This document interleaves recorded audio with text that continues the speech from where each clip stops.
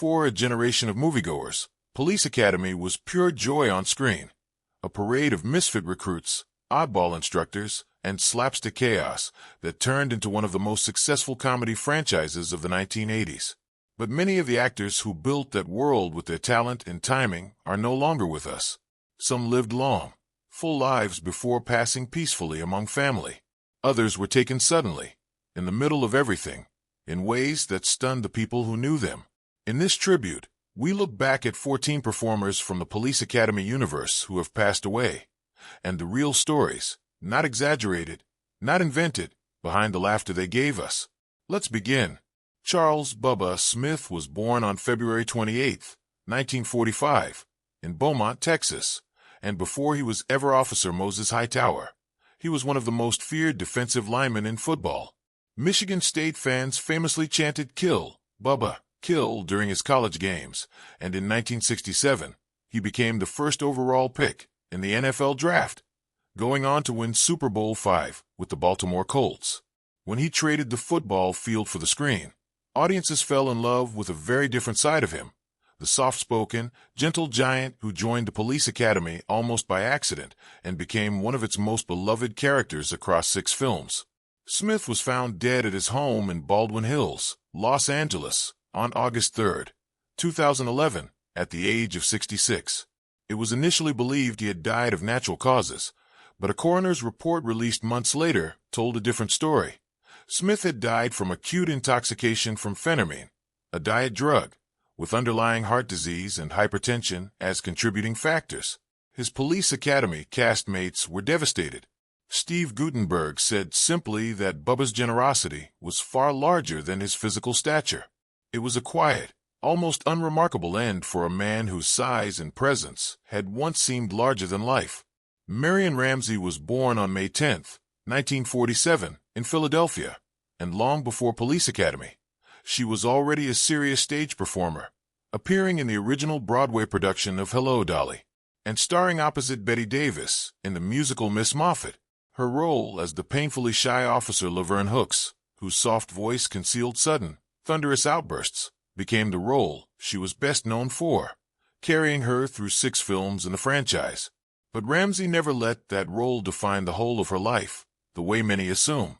She continued performing well into her 70s, took guest spots on shows like The Nanny and Modern Family, and spent decades as a dedicated advocate for HIV and AIDS awareness, regularly performing at the Divas Simply Singing fundraiser. She died at her home in Los Angeles on January 7, 2021, at age 73. No official cause of death was ever released to the public. Her management said only that she had fallen ill in her final days. Her manager described her as someone whose kindness and light filled a room the moment she walked into it, and colleagues remembered her far more for her generosity than for any voice or role. George Gaines, born George Jongjans in Helsinki on May 16, 1917, lived one of the more remarkable lives in the cast. Raised across Europe, he served in the Royal Netherlands Navy during World War II, taking part in the Battle of the Atlantic and the Italian campaign at Anzio, before moving to New York after the war to sing with the New York City Opera and build a career on Broadway. By the time he took on the role of Commandant Eric Lassard, the bumbling, well-meaning heart of the entire Police Academy franchise, he was already 67 years old, and he stayed with the series through all 7 films. Off-screen, Gaines shared a long marriage with actress Alan and McLary, though the couple endured real tragedy in 1989 when their son Matthew, a competitive kayaker, was killed in a car accident. Gaines worked steadily for decades afterward, including a memorable turn opposite Dustin Hoffman in Tootsie, and didn't retire until 2003. He died on February 15, 2016, at his daughter's home in North Bend, Washington, at the age of 98, surrounded by family. It was, by any measure, one of the longest and fullest lives in this list. Paul David Graff was born on April 16, 1950, in Zanesville, Ohio, and became a fan favorite as the trigger-happy, rule-obsessed Sergeant Eugene Tackleberry, a role he played in all 7 Police Academy films. Away from the franchise, Graff built a steady character-actor career with guest roles on shows like Seinfeld, The West Wing, and MAS*H, and he was deeply involved behind the scenes as a national board member of the Screen Actors Guild, where he worked to improve conditions for fellow performers. He married actress Katharine Graff in 1983, and the couple raised 2 sons together. On April 7, 2001, while attending his brother-in-law's wedding in Phoenix, Arizona, Graff suffered a sudden heart attack and died at the age of 50, just 9 days shy of his 51st birthday. It later came out that both his father and grandfather had also died of heart attacks at exactly age 51, an eerie family pattern that finally caught up with him too. He was buried at Forest Rose Cemetery in his hometown of Lancaster, Ohio, and remembered by SAG's leadership for his tireless work on behalf of actors. Dar Robinson only had a small role in the original Police Academy, appearing briefly as a thug in plaid, but within the world of Hollywood stunt work, he was already a legend. Born in Los Angeles on March 26, 1947, Robinson set 19 world records and 21 industry firsts over a stunt career that never once resulted in a broken bone, including a free fall from a helicopter at 311 feet and a leap from the CN Tower using a decelerator rig he helped invent. On November 21, 1986, while filming the low-budget movie $1 Million Mystery near Page, Arizona, Robinson had already completed the film's major stunt for the day, and the medical crew had been released from set during a routine high-speed motorcycle run for supplemental footage. Not a planned stunt at all. He missed a turn, went off the road, and was killed instantly at age 39.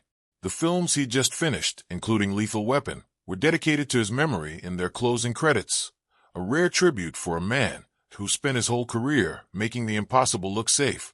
George Ross Robertson was born on April 20, 1933, in Brampton, Ontario, and after earning an MBA from Columbia University, built a 6-decade acting career that included small parts in 3 Best Picture nominees, Airport, Norma Ray, and JFK, before finding his most recognized role as the gruff, skeptical chief, later Commissioner, Henry Hurst across the first 6 Police Academy films. What set Robertson apart from many actors his age was how he spent his time away from the camera. He walked over 300 miles across southwest France to raise money for an orphanage in Thailand, served for years as a UNICEF ambassador speaking to Canadian schoolchildren, and was honored with a Gemini Humanitarian Award in 2004 for that work. He was married to his wife, Adele, for 61 years, and the couple raised 2 daughters. Robertson died on January 29, 2023, at Sunnybrook Health Sciences Center in Toronto, at the age of 89, surrounded by his family. His obituary described a life defined not by fame, but by 6 decades of steady, quiet accomplishment on stage, on screen, and in the causes he cared about. Andrew Rubin was born on June 22, 1946, in New Bedford, Massachusetts, and after training at the American Academy of Dramatic Arts, built a busy career of television guest spots on shows like The Jeffersons and Mary Hartman. Mary Hartman before landing the role of George Martin, the mischievous ladies' man of the original 1984 Police Academy. What's often left out of a story is that Rubin actually stepped away from acting for roughly 15 years to run humanitarian nonprofit organizations before eventually returning to smaller television and film work. He died of lung cancer on October 5, 2015, at Cedars-Sinai Medical Center in Los Angeles, at the age of 69. Rather than a story of a career that quietly faded, his life reflects someone who chose, for a long stretch, to put his energy into causes beyond Hollywood before coming back to the craft that first made him known. Theodore Ted Ross Roberts was born on June 30, 1934, and grew up in Dayton, Ohio, the son of a nightclub singer. He became a genuine Broadway star well before Police Academy, winning the 1975 Tony Award for Best Featured Actor in a Musical for his performance as the Cowardly Lion in The Wiz, a role he reprised in the 1978 film version alongside Diana Ross and Michael Jackson. His brief but memorable turn as Captain Reed in the original Police Academy came in the middle of a career that also included Arthur, Ragtime, and The Fisher King. Far from withdrawn, friends and colleagues remembered Ross as an outgoing, social presence who was known for hosting large parties. In 1998, he suffered a serious stroke, and after a long decline, he died from complications of that stroke on September 3, 2002, in Dayton, Ohio, at the age of 68. He remains one of the few performers in the Police Academy cast to have also won one of Broadway's highest honors. Deborah Lee Scott was born on April 2, 1953, in Elizabeth, New Jersey, and found early fame as a teenager on Mary Hartman. Mary Hartman before taking the small but memorable role of Violet Fackler, the wife of a bumbling recruit, in the original Police Academy and its third sequel. Her life took a devastating turn after her engagement to Port Authority Police Officer John Dennis Levi, whom she planned to marry in 2002. Levi was killed helping evacuate people from the World Trade Center on September 11, 2001. According to Scott's sister, she never recovered from a loss, and family members later said her grief led to a serious drinking problem that developed into cirrhosis of the liver. In 2005, she moved to Amelia Island, Florida, to care for an ailing sister, and shortly after arriving, she collapsed into a coma. She recovered enough to be released from the hospital on her 52nd birthday, but 3 days later, on April 5, 2005, she died in her sleep. An autopsy did not list a specific official cause, though her fiancé's mother and her own sister both attributed her decline to the grief and drinking that followed 9/11. Douglas Lennox was born on January 21, 1938, in Canada, and played the lead antagonist, a stern gang leader, in the original 1984 Police Academy. Away from that single film role, Lennox had a long and versatile career as a Canadian radio broadcaster beginning in 1965, later moving into television with recurring parts in shows like Earth, Final Conflict, and Relic Hunter. He was also a published author, writing the popular trivia collection Now You Know, the Big Book of Answers, which reflected his genuine curiosity about the world. Lennox passed away in his sleep in Toronto on November 28, 2015, at the age of 77, from complications of pneumonia. While detailed information about his personal life in his later years is limited, what's well documented is a career defined by range, broadcaster, actor, and author all at once, rather than a single villainous role. Hugh Hamilton Wilson Jr. was born on August 21, 1943, in Miami, Florida, and while he appeared briefly on screen as an angry driver in the original Police Academy, his far bigger contribution was behind the camera. Wilson wrote and directed that first film, then went on to create the beloved sitcom WKRP in Cincinnati and direct The First Wives Club, a hit that helped revive the careers of Bette Midler, Goldie Hawn, and Diane Keaton. He won an Emmy for his writing on the series Frank's Place and was nominated for the honor several other times across his career. Wilson was married to his wife, Charter Smith Wilson, for nearly 40 years, and the couple raised 5 children together. In his later years, he left Los Angeles for a farm in Virginia, where he taught screenwriting at the University of Virginia.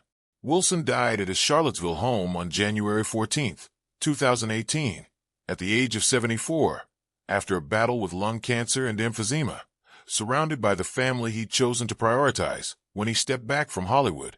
Beth Amos was born on January 1, 1916, in St. Catharines, Ontario, and built her career primarily on the Canadian stage rather than in film, appearing briefly in the original Police Academy as an elderly woman caught up in the film's slapstick chaos. She trained in Toronto starting at age 19, just as the outbreak of World War II disrupted much of Canadian theater, and she spent much of her career in supporting stage roles rather than the leading parts she might otherwise have pursued. She married Robert Bruce Amos in 1943 and raised 5 children, one of whom, Janet Amos, went on to become a respected stage artist in her own right. Beth Amos died on January 31, 1996, at the age of 80, collapsing suddenly during a morning performance of Henrik Ibsen's The Master Builder at Toronto's Royal Alexandra Theatre, a fitting, if abrupt, final moment for a woman who had spent a lifetime devoted to the stage. Michael John Reynolds was born on August 15, 1939, in Toronto, and appeared briefly as an office worker in the original Police Academy, one of well over 100 film and television credits he amassed across a long career as a working character actor. He rarely took leading roles, appearing instead in supporting parts across films like Blown Away and dozens of Canadian and American productions, the kind of steady, reliable presence that keeps a production running without ever demanding the spotlight. He spent much of his later life living quietly in Milverton, Somerset, in the United Kingdom. Reynolds died on March 22, 2018, at the age of 78. No cause of death was widely reported. His career is best remembered not for any single standout role, but for the sheer consistency of a working actor who showed up, film after film, for decades. Kay Hawtrey, born Catherine Mary Craven Clark on November 8, 1926, in Canada, made only the briefest of appearances in the original Police Academy as the woman organizing a surprise party, a blink-and-you'll-miss-it role in a career built mostly on Canadian stage and television work stretching back to Toronto's Hart House Theatre. She's perhaps best remembered by genre film fans for her role in the 1980 horror film Funeral Home. Hawtrey continued acting well into her later decades, taking supporting television roles across